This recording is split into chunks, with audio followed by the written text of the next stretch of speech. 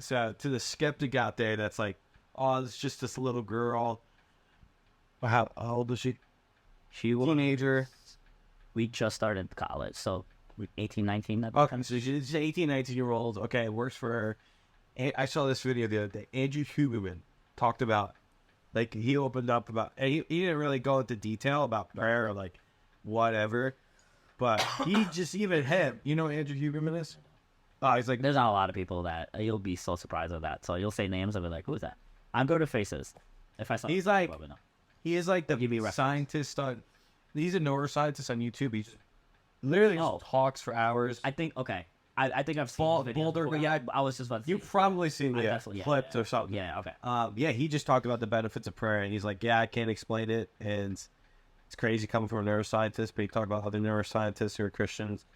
Yeah, just kind of confirming what an 18-year-old's experience, but it's so cool that Andrew Huberman was like the neuroscientist, like the guru of everyone, like looks at him as like genius, is like, yeah, but there's benefits to prayer that is different from meditation. 100%. That's different. Meditation and all that stuff. Well, yeah, just in general, like, yeah, like, because he was like, even just having the best routines and all this stuff, and I was just like, yo, that is such a W win for Yeah. followers of Jesus. That is like, blew me away. So it's just cool that Andrew Huberman to 18-year-old Yeah. to 20-year-olds I mean, all like to cannolis. I've heard these stories for like all different age groups. Very small, tiny memory that kind of just came up. I was in AP psychology, and in the psychology book, in the book, it actually talked about that the most success of healing or mental well-being and stuff came from praying in a psychology book. Wow. Now I don't know the book or anything like that, but I definitely know for a fact that when I read that book, that and my professor or teacher at that time was talking about it. She said At Suffolk? no, I don't remember it because I said AP psychology, so I think I was 12th grade.